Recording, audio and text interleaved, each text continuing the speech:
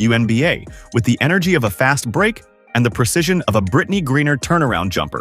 Today, we're diving into a wild one, the Atlanta Dream's surprising loss to the Connecticut Sun, a team that had just one win before this game. And let me tell you, BrittneyGriner was not happy about it. By Autumn Johnson.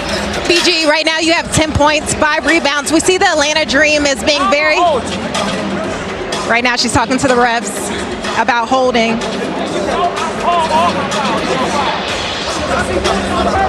We're going to send it back to you guys. Very important questions. She had some choice words after the game, and we're going to unpack it all. Her performance, the game's key moments, what went wrong for the Dream, and what's next as they gear up to face the Indiana Fever. This is going to be a long one, folks, so grab your popcorn, your favorite drink, and let's get into it. All right, let's set the scene. It's Friday night, and the Atlanta Dream are riding high on a 4-game winning streak. They're feeling good, they're playing at home, and they're up against the Connecticut Sun, a team that's been struggling with just one win on the season. On paper, this looks like a game the Dream should have in the bag, right? I mean, we're talking about a team with BrittneyGriner, one of the most dominant forces in the WNBA, going up against a squad that's been scraping the bottom of the standings. But as we all know, basketball doesn't care about your expectations. The ball doesn't lie, and neither does the scoreboard. In a shocking turn of events, the Connecticut Sun pulled off an 84-76 upset, snapping the Dream's streak and leaving fans, players, and probably even the concession stand workers in disbelief. Now, if you've been following the WNBA this season, you know the Dream have been one of the league's feel-good stories. They're sitting at 5-3 after this loss, which is pretty solid for a team that's been rebuilding and finding its identity. BrittneyGriner, who joined the Dream this season after a stellar career with the Phoenix Mercury, has been a cornerstone for them. She's been putting up numbers, blocking shots, and anchoring the paint like only she can.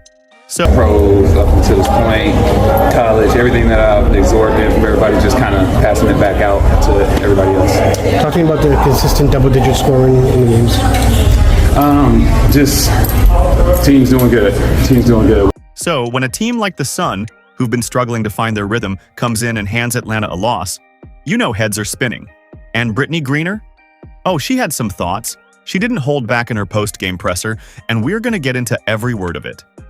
But before we dive into Griner's comments and the nitty-gritty of this game, and we were moving, passing, inside, outside, and we weren't rattled at all. We just got to start the game like that. Like if we would have started the game like that, it would have been a different outcome.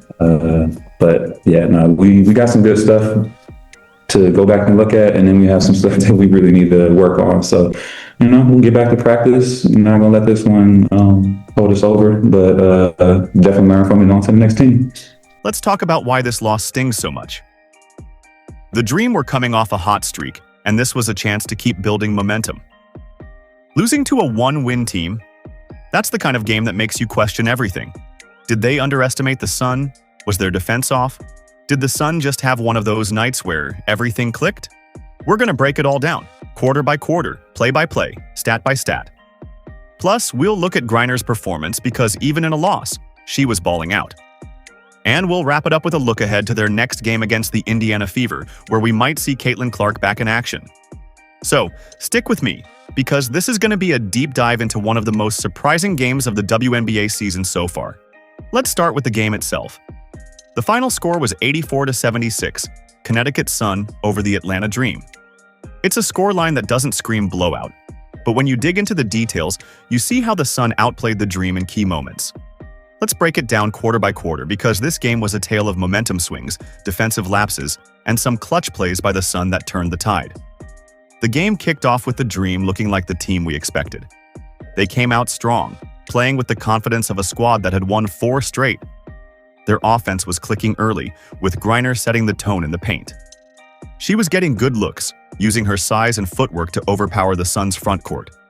Atlanta's ball movement was crisp, and they were finding open shooters on the perimeter. The Dream's defensive intensity was also on point, forcing the Sun into tough shots and capitalizing on turnovers. By the end of the first quarter, Atlanta had a slight edge, and it felt like they were in control. The crowd was buzzing, and you could sense the Dream were ready to roll. But here's the thing about basketball. A good start doesn't guarantee a good finish. The Sun, despite their one-win record, weren't about to roll over. They made some adjustments late in the first, tightening up their defense and starting to find their rhythm on offense. This set the stage for what was to come in the second quarter, the Sun strike back. The second quarter was where things started to shift. The Connecticut Sun came out with a fire we hadn't seen from them all season. Their offense, which had been stagnant in the first, started to find its groove. They were attacking the basket, drawing fouls, and knocking down shots from mid-range.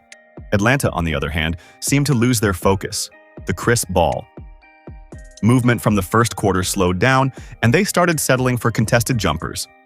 Defensively, the Dream were a step slow, allowing the Sun to get to their spots and convert easy buckets. The Sun outscored the Dream in the second quarter, and by halftime, they had erased Atlanta's early lead. Griner was still doing her thing, scoring efficiently in the paint, but the rest of the team struggled to keep up. The Sun's guards were particularly effective, exploiting mismatches and getting to the rim. This was a wake-up call for the Dream, but they didn't quite answer the bell. A battle of equals. The third quarter was a back-and-forth affair. Both teams came out of the locker room with energy, trading baskets and playing with intensity. The Dream matched the Sun's 26-point output in this quarter, which was a good sign. Griner was a force, scoring 10 of her 18 points in the third, including a couple of beautiful post moves that had the crowd on their feet. Atlanta's perimeter shooters also started to heat up, with a few timely threes keeping them in the game. But the Sun weren't backing down. Their defense was relentless, forcing turnovers and contesting every shot. They also dominated the boards, grabbing offensive rebounds that led to second-chance points. This was a problem for the Dream all night. They couldn't control the glass, and it cost them. By the end of the third, the game was still close, but you could feel the momentum swinging toward Connecticut. The Sun sealed the deal. The fourth quarter was where the Sun pulled away. They outscored the Dream again, and this time Atlanta had no answer. The Sun's offense was firing on all cylinders, with balanced scoring and smart play calling. They exploited Atlanta's defensive rotations, finding open shooters and attacking the paint. On the other end, the Dream's offense stalled. They were forcing shots, turning the ball over, and struggling to get clean looks. Griner was still effective, but she didn't get enough touches, and the rest of the team couldn't find a rhythm. When the final buzzer sounded, the Sun had secured an 84-76 victory. It was a statement win for a team that had been written off after a rough start to the season. For the Dream, it was a gut punch. Losing a game you're expected to win is never fun, and losing at home to a one-win team? That's the kind of loss that keeps coaches up at night. Brittney Griner. Even in a loss, BG was a bright spot for the Dream. She finished the game with 18 points, tying for the team lead while shooting an impressive 7 of 10 from the field. That's 70% shooting, folks. Griner was cooking in the paint. She also added 6 rebounds and a block, showing her impact on both ends of the floor. Griner's efficiency is what stands out here. In a game where the Dream's offense struggled, she was a model of consistency. Her 7 out of 10 shooting included a mix of post-ups, hook shots, and even a couple of mid-range jumpers. She was patient, letting the game come to her, and she didn't force bad shots. That's the mark of a veteran who's been through the wars in this league. Let's break down some of her key plays. Early in the first quarter, Griner set the tone with a beautiful turnaround jumper over her defender. She used her 6 feet 9 inches frame to create space, and the ball barely touched the rim. In the third quarter, she had a stretch where she scored 8 straight points for the Dream, including a monster dunk that got the crowd hyped. Yes, you heard that right. Brittney Griner was throwing it down, reminding everyone why she's one of the most dominant players in WNBA history. Defensively, Griner was solid, though not spectacular. Her one block came at a crucial moment, stuffing a layup attempt by a Sun guard and sparking a fast break. Her 6 rebounds were decent, but you could tell the Dream needed more from her on the glass. The Suns' offensive rebounds were a problem all night, and while Griner can't do it all, she's the kind of player who sets the tone for the team's rebounding effort. Compared to her season averages, Griner's performance was right in line with what she's been doing. In 6 games with the Dream, she's averaging 13.2 points, 6.3 rebounds, and just under an assist per game while shooting 48.5% from the field. Those numbers are down slightly from her 2024 season with the Phoenix Mercury, where she averaged 17.8 points, 6.6 rebounds, and 2.3 assists on 57.9% shooting. The drop in production could be due to adjusting to a new team, a different role, or just the natural variance of a new season. But make no mistake, Griner is still a force, and her 18.7 of 10 performance against the Sun shows she's still got it. What's interesting is how Griner's game has evolved. Early in her career, she was all about dominating the paint with dunks and blocks. Now, at 34, she's added more finesse to her game.